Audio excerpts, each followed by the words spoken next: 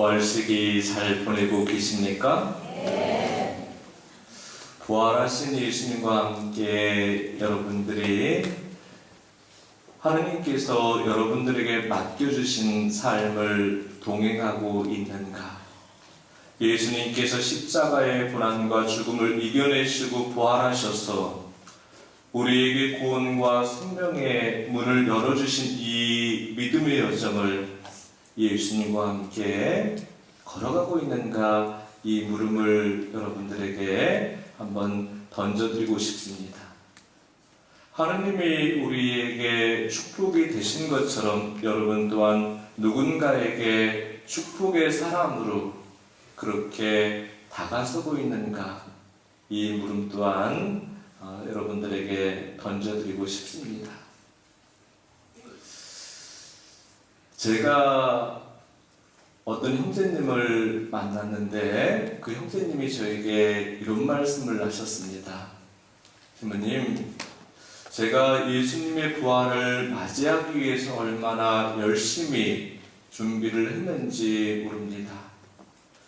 우리 기도의 식구들은 40일 철야 기도를 했지만 그 형제는 40일 철야 기도를 나오지는 못했습니다. 그렇지만 나름대로 열심히 기도 생활을 해오셨고 또 절제된 그런 삶을 통해서 자신의 모습을 새롭게 변화시키려고 끊임없이 그런 노력을 했다고 저에게 고백을 했습니다. 물론 그전에는 그러한 모습으로 가정에서 또 공동체에서 생활하지 못한 그런 분이었어요. 근데 부활하신 그런 예수님을 맞이하기 위해서 그런 준비를 해오셨고, 예수님께서 부활하셨을 때 예수님께서 자기에게 빛으로 다가오시는 것을 체험을 하셨다고 그렇게 고백을 하더라고요. 빛으로 다가오신 예수님을 만나고 나서 스스로가 변화되었다고 합니다. 자기가 스스로를 그렇게 변화됐다고 고백하는 것이 아니라 가정에서 아이들이 우리 아빠가 변화되었어요. 그리고 또 아내가 내 남편이 변화되었어요. 공동체에서 저 형제가 변화되었어요. 그렇게 많은 사람들이 말하는 것을 듣고 나서 정말 이렇게 행복했다는 그런 고백을 하셨어요. 자기가 변화되니까 가족들이 변화되더래요. 그전에는 굉장히 냉랭하게 그 형제를 대하던 아내가 사랑스럽게 대하더랍니다. 아이들과의 그런 관계도 좋지 못했는데 자기가 변화가 되고 나서 아이들과의 그 관계가 완전히 회복이 되었다는 그런 말씀을 하셨어요. 빛으로 다가오신 예수님과 함께 했기 때문에,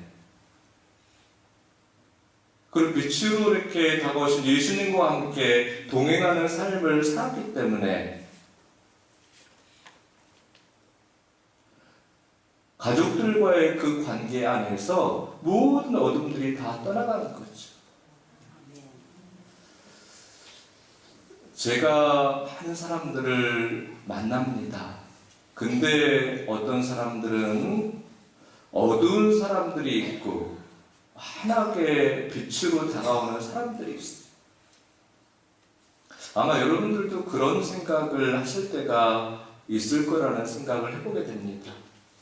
사랑스러운 사람이 있고 괜히 주는 거 없이 믿게 보이는 사람이 있지.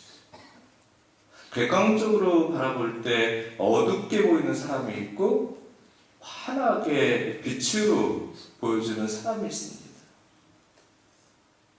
왜 빛으로 보여지고 또한 어두운 모습으로 보여지는가? 그 사람이 빛으로 오신 예수님과 함께하고 있기 때문에 빛으로 보여지는가? 빛으로 다가오신 예수님과 함께하지 못했기 때문에 어둡게 보이는가? 그런 묵상을 잠시 제가 해보게 되었어요. 근데 제 생각과는 다르다는 것을 하나님께서 깨닫게 해주셨습니다. 제 안에 빛이 있을 때 모든 사람들이 그렇게 환하게 빛으로 이렇게 보여지는 거죠. 근데 제 안에 어둠이 있다면 저에게 다가오는 사람들이 어둡게 보여질 수밖에 없는 겁니다. 부활하신 예수님과 함께 할 때 모든 사람들에게 빛으로, 사랑으로 다가설 수가 있는 거죠. 기쁨으로, 자비로 다가설 수가 있는 거죠. 축복으로 다가설 수가 있는 거죠. 부활하신 예수님과 함께하지 못한다면 내 안에 어둠이 들어오게 됩니다. 그럼 나 또한 그들에게 어둠으로 다가설 수밖에 없는 겁니다. 늘 여러분들이 빛으로 다가오신 부활하신 예수님과 함께 동행하는 삶을 살아가시기 바랍니다. 아멘. 내가 부활하신 예수님과 함께 할 때 내 안에 어둠도 떠나가게 되고 나를 만나는 모든 사람들 안에 있는 어둠도 다 떠나가게 된다. 제가 이렇게 일을 보기 위해서 이 주변에 있는 사회복지센터를 요즘 이렇게 걸어 다닙니다.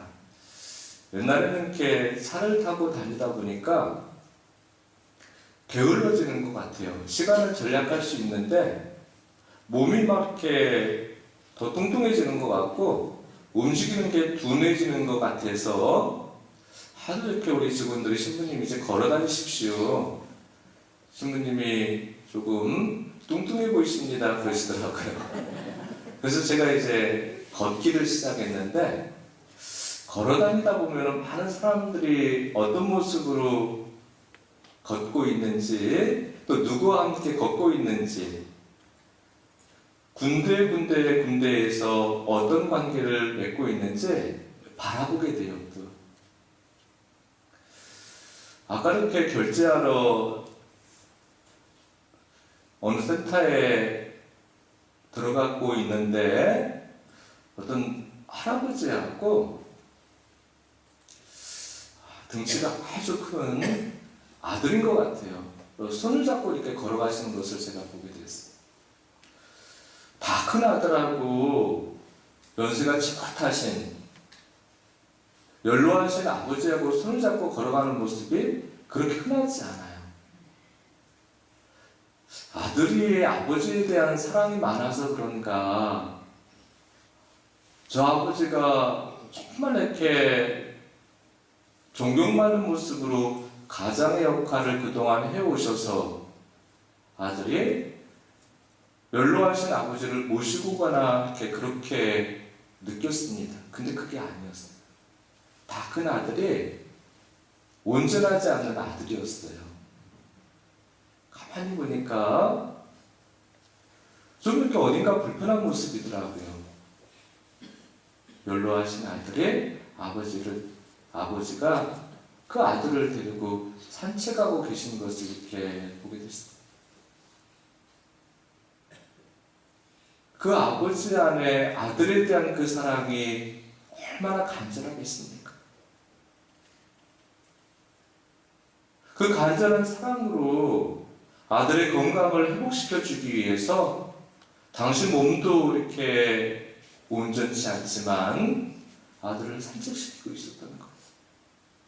그 사랑이 그 아들과 함께 두 아버지의 그 관계를 치유하고 회복시켜 주시는 거죠.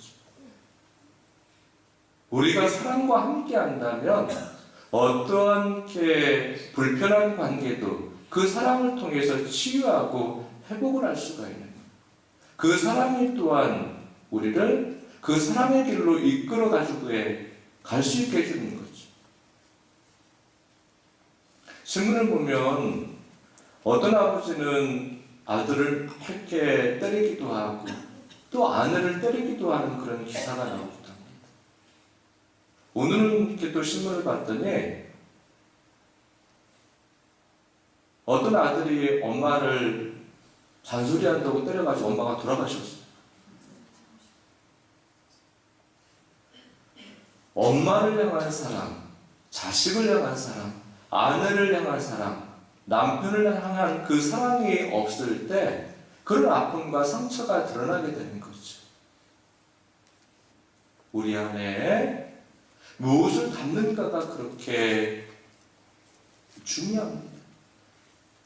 우리 삶의 관계를 이렇게 달라지게 만든다는 거예요. 우리가 걸어가는 삶의 방향을 달라지게 만든다는 거예요.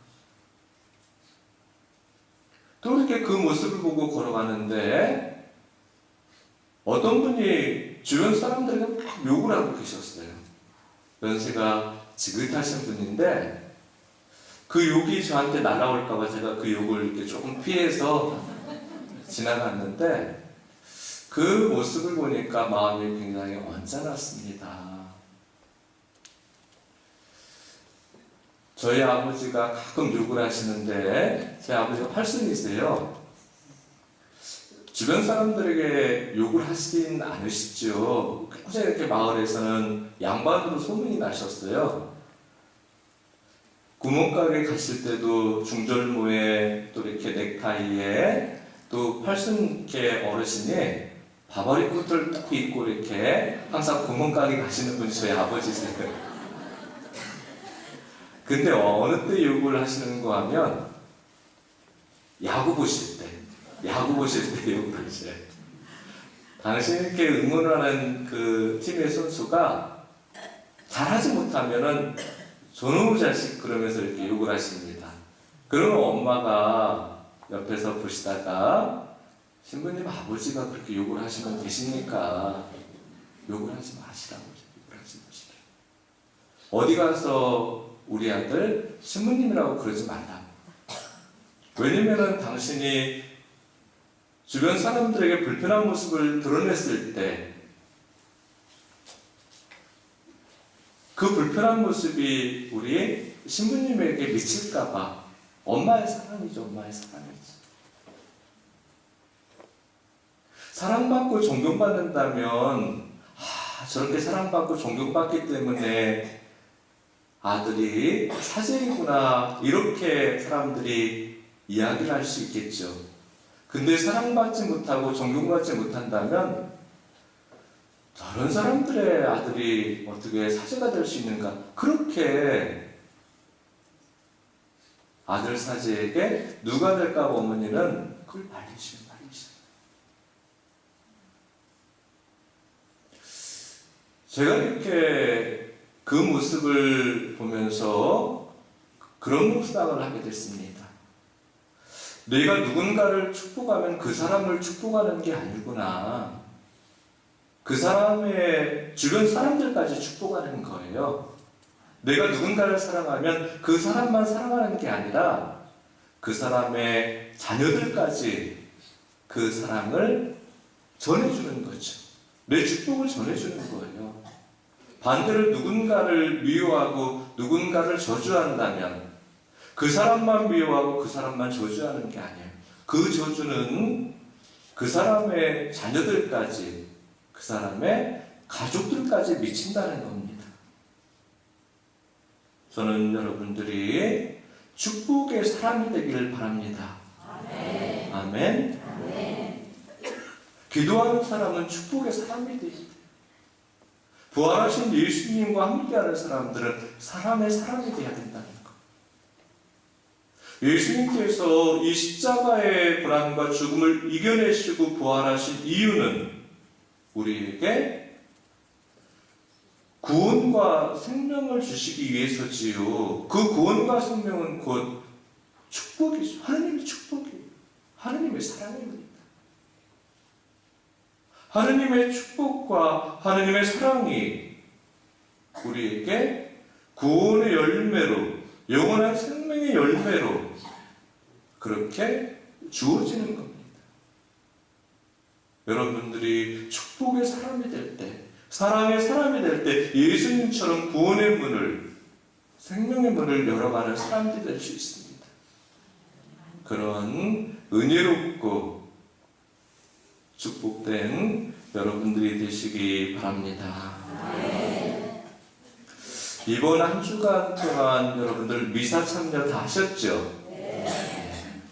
천야기도에 나오는 분들은 평일 미사를 가볍게 가지는 않으신 것 같아요. 거의 뭐 이렇게 특별한 일 없으면 천야기도 나오시는 분들은 평일 미사까지도 다 참여하는 것 같습니다.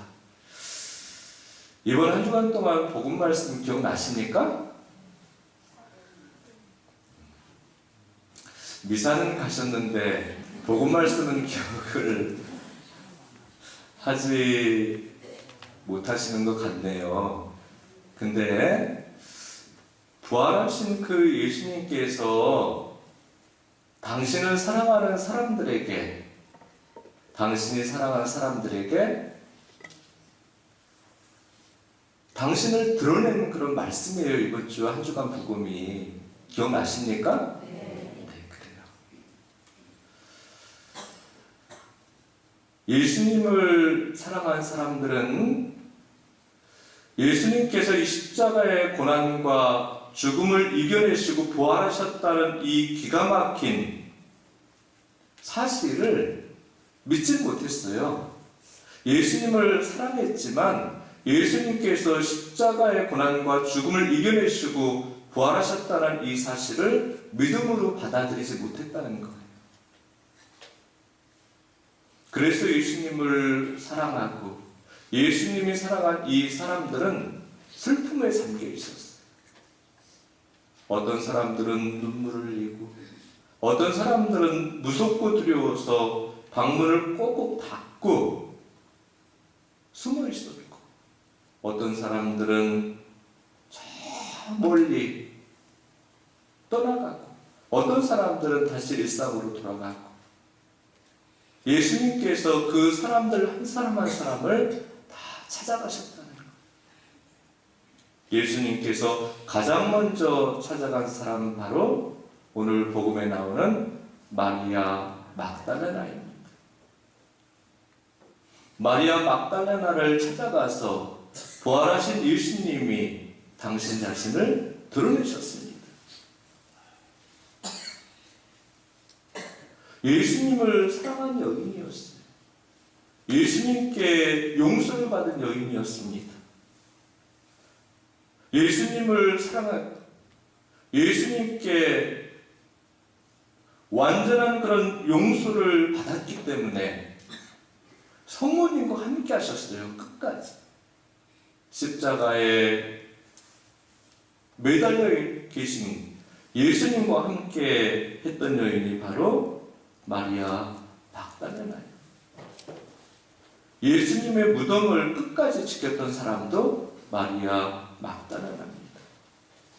예수님을 믿지는 않았지만, 부활하신 예수님을 믿지는 않았어요. 그렇지만 예수님께 대한 그 사랑은 변하지 않았다는 것. 그래서 예수님께서 마리아 막달레나에게 찾아가셔서 마리아의 슬픔을, 마리아의 눈물을 닦아주시고 회복시켜 주셨어요.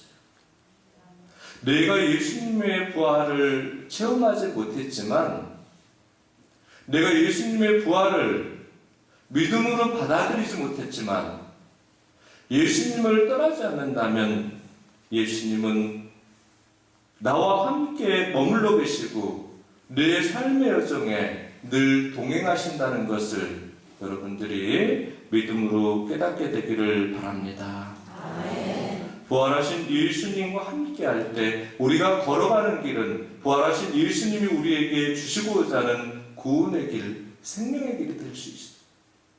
근데 부활하신 예수님과 함께 하지 못한다면 그 길은 구원과 생명의 길이 될 수가 없는 거예요. 두 번째, 예수님은 다락방에 숨어있던 제자들에게 당신 자신을 드러내셨습니다. 공포와 두려움에 떨고 있던 제자들에게 부활하신 예수님이 찾아가셔서 그들에게 하신 말씀이 있습니다. 기억나십니까? 평화가 너희와 함께. 평화가 너희와 함께. 하느님의 평화를 그들에게 주셨어요. 두려움과 그 무서움으로부터 부활하신 예수님께서 그들을 해방시켜 주셨다는 것. 하느님의 평화를 그들에게 주심으로써 그들을 붙들고 있는, 그들이 붙들려 있는 두려움과 무서움에서 해방시켜 주셨다는 것. 어떤 문제 때문에, 예기치 않은 어려운 상황 때문에 두려움과 근심 속에 살아가는 사람들이 많이 있습니다.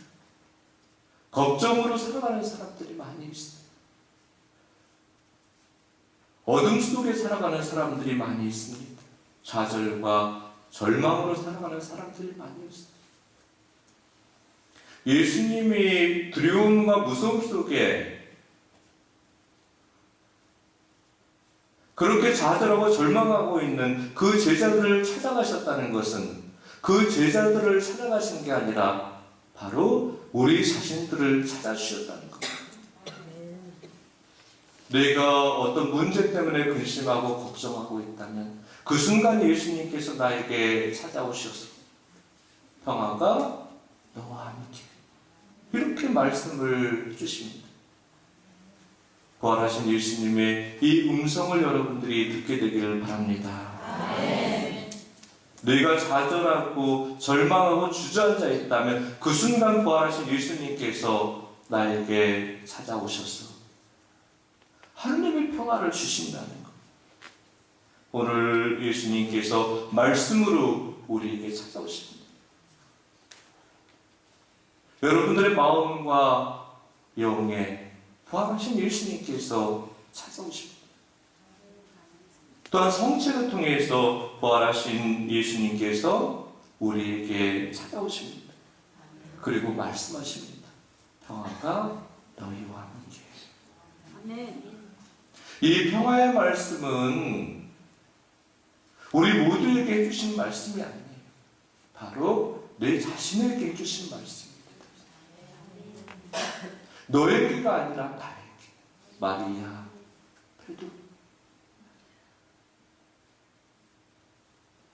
요한, 요셉, 베로니카, 테레사, 아가타, 루시아, 평화가 너희와 함께. 예수님의 이 음성을 통해서 여러분들이 치유되고 회복되기를 바랍니다. 제자들이 부활하신 예수님의 평화의 인사를 받아들였을 때 그때 제자들은 치유되고 회복이 됐어요. 두려움을 떨쳐낼 수가 있었어요. 무서움을 떨쳐낼 수가 있었어요. 근심과 걱정을 온전하게 다 내려놓을 수가 있었던 거예요. 여러분이 치유되고 또한 여러분 가정이 치유되고 우리 공동체가 치유되기를 간절히 기도합니다. 세 번째, 부활하신 예수님은 토마 사도에게 당신을 드러내셨습니다. 네 손을 내 옆구리에 넣어봐라. 믿음이 없는 자가 되지 말고 믿는 자가 되라. 이렇게 토마 사도에게 말씀하셨어요. 너는 나를 보고야 믿느냐? 보지 않고 믿는 자는 복이 있다고 말씀. 보지 않고 믿는 자는 복이 있다고 말씀. 믿음으로 우리가 부활하신 예수님을 영접해드리는 거예요. 내가 눈으로 봐서 예수님을 믿는 게 아니에요. 생각으로 이해되어져서 예수님께서 십자가의 고난과 죽음을 이겨내셨다는 것을 그리고 부활하셨다는 것을 내가 받아들이는 게 아니에요. 믿음으로 예수님께서 나를 사랑하셔서 나에게 영원한 생명과 구원을 주시기 위해서 이 십자가의 고난과 죽음을 이겨내시고 부활하셨다는 것을 내가 받아들이는 겁니다. 토마 사도는 의심의 대표적인 인물이었어요. 여러분들, 믿음은 하느님의 사랑과 하느님의 자비를 우리에게 받아들일 수 있게 해줍니다. 하느님의 사랑과 자비가 우리 삶 안에서 축복과 은혜로 열매 맺게 해준다는 거예요. 근데 내가 의심한다면 하느님의 사랑과 자비를 받아들일 수가 없어요. 축복의 사람이 될 수가 없어요. 은혜의 사람이 될 수가 없습니다. 하느님의 사랑과 자비가 내 안에 머물 때 내가 축복의 사람으로, 은혜의 사람으로 살아갈 수가 있는 거예요. 의심은 불행의 시작이에요. 불행의 시작이에요. 가정에서 부부간에 믿음이 없다면 그 부부의 관계가 어떻게 되겠습니까? 부모와 자식 간에 믿음이 없다면 부모 자식 간에 그 관계가 어떻게 되겠습니까? 망가지는 거, 불행해지는 거예요. 공동체에서 우리 형제 자매들 간에 믿음이 없다면, 하느님과의 관계 안에서 믿음이 없다면, 사제와 신자들의 관계에서 믿음이 없다면 어떻게 되겠습니까? 공동체가 다 망가지는 거예요. 내가 구원의 길로, 생명의 길로 나갈 수가 없는 겁니다. 부활하신 예수님께서 우리에게 말씀하십니다. 하느님의 사랑과 자비를 받아들이고 그 사랑과 자비로서 가정에서, 공동체에서 가족들과 형제 자매들과 서로 믿고 신뢰하라고 말씀하십니다. 나를 믿으라. 나를 믿으라는 것은 부활하신 예수님을 영접하라는 거, 영접하라는 거.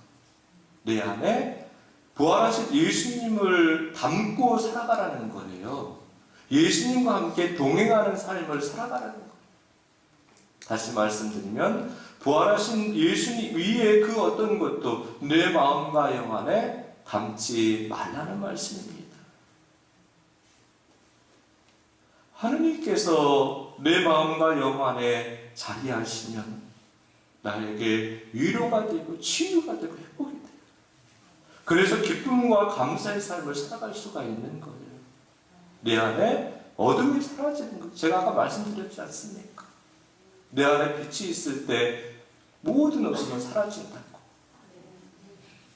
근데 내 안에 어떤 사람을 담고 살아간다면, 하느님 위에 그 어떤 것을 담고 살아간다면 그러한 것들이 나를 근심케 하고 걱정케 한다는 거예요. 어떤 사람을 담고 살아간다면 그 사람이 나에게 상처로 남는다는 겁니다. 그 순간 어둠이 들어오게 돼. 부활하신 예수님을 여러분들이 믿음으로 마음과 영에 영접해드리기 바랍니다. 아멘. 네 번째, 부활하신 예수님은 엠마오로 가는 제자들을 만나주십니다. 엠마오는 제자들의 어떤 고향이 아니에요. 엠마오의 뜻은 좌절과 절망입니다. 예수님께서 죽음을 이겨내시고 부활하셨다는 것을 믿지 못했기 때문에 제자들은 좌절과 절망으로 추락합니다. 낙담했다는 거예요. 하느님을 떠나서 좌절과 절망의 길로 무너진다는 거. 내가 어떤 문제 때문에, 예기치 않은 어떤 상황 때문에 좌절과 절망의 길로 출가하고 있을 때, 그 순간 부활하신 예수님이 나를 찾아주신다. 아멘? 아멘. 이 좌절과 절망의 순간 예수님께서 제자들을 만나주셨다는 것은 나를 만나주셨다는 그 말씀이에요. 이 말씀입니다. 좌절과 절망으로 추락하는 그 제자들이 부활하신 예수님을 만난 순간 다시 희망으로 일어선다는 겁니다. 다시 삶의 방향을 되돌린다는 것. 부활하신 예수님을 통해서 삶의 전환점을 만들어간다는 겁니다. 인생의 터닝 포인트가 된다는 거예요. 부활하신 예수님.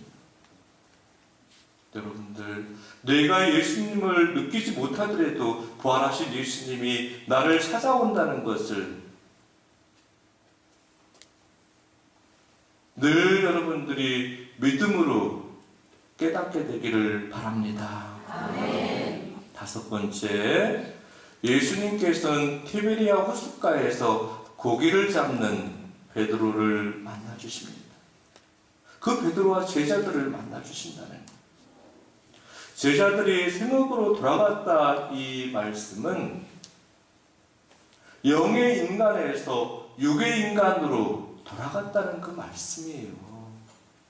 예수님과 함께 할 때는 하느님께 속한 사람들이었어요. 영적인 인간들이었어요. 예수님이 죽음을 이겨내시고 부활하신다는 이 사실을 받아들이지 못했기 때문에 하느님을 떠나버린 거예요. 세상 속으로 돌아갔다는 겁니다. 육적인 인간으로 되돌려졌다는 거예요. 그 육적인 인간에게 세상 속에 갇혀버린 그 인간에게 부활하신 예수님께서 찾아오십니다.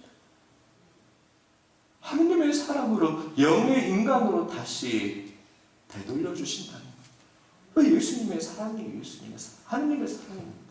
왜 하느님의 사람으로 영의 인간으로 다시 새롭게 거듭나게 해주시는가? 우리에게 구원의 길을 열어주시기 위해서라는 거예요. 생명의 길을 열어주시기 위해서라는 거예요. 예수님이 십자가의 고난과 죽음을 이겨내시고 부활하신 이유는 단 한 가지예요. 우리를 구원으로 생명으로 이끌어주시기 위해서라는 거예요. 이 세상에서의 삶이 전부가 아니에요. 이 세상은 영원한 생명을 얻기 위한 구원의 문으로 들어가기 위한 시작입니다. 시작.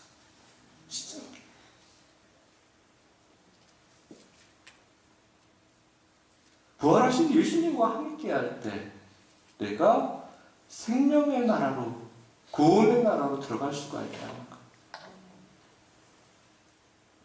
부활하신 예수님이 베드로에게 나타나셔서 이렇게 말씀하십니다.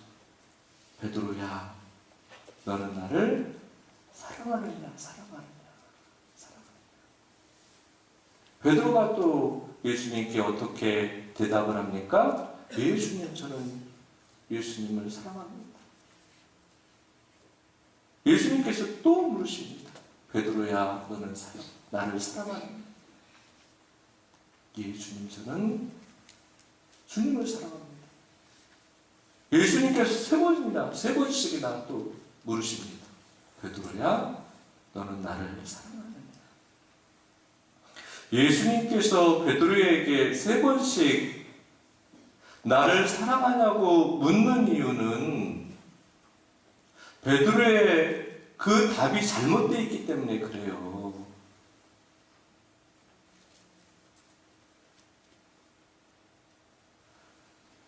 부부간에 서로 사랑하십니까? 이렇게 물으면 예, 우리는 서로 사랑하고 있습니다. 부모 자식 간에 서로 사랑하고 있습니까? 여쭈면 예, 우리는 서로 사랑하고 있습니다. 공동체 형제 자매 간에 서로 사랑하고 있습니까? 물으면 예, 서로 사랑하고 있습니다. 그렇게 대답을 하시겠죠. 근데 베드로에게 세 번씩 사랑하냐고 물었던 것처럼 하느님께서 똑같이 우리에게 끊임없이 사랑하냐고 물으십니다. 왜 물으시는가? 그 사랑의 대답이 잘못되어 있기 때문이에요. 잘못되어 있기 때문에. 예수님이 베드로에게 사랑하냐고 물었을 때 베드로가 주님 사랑합니다 이렇게 대답을 했습니다. 예수님의 사랑은 하느님의 사랑이죠. 죽기까지 사랑이에요. 당신을 포기하신 사랑이에요. 이 십자가의 사랑이에요. 죽음과 생명을 맞바꾼 사랑이에요. 근데 베드로는 하느님의 사랑으로 대답하지 않았다는 거예요. 우리는 하느님의 그 사랑으로 대답하지 않는다는 겁니다. 내 마음에 드니까. 내 주님이시니까. 내 아내이고 내 남편이니까. 내 부모니까. 공동체, 형제, 자매이니까 사랑한다고 대답을 한다는 거예요. 인간적인 사랑이 인간적인 사랑. 예수님은 하느님의 사랑을 원하셨던 겁니다. 내가 너희를 사랑한 것처럼 너 또한 그 사랑으로 나를 사랑하고 있는가? 하느님의 사랑으로, 예수님의 그 사랑으로 부부간에, 부모 자식 간에, 공동체 형제 자매 간에 사랑하고 있는가? 죽기까지.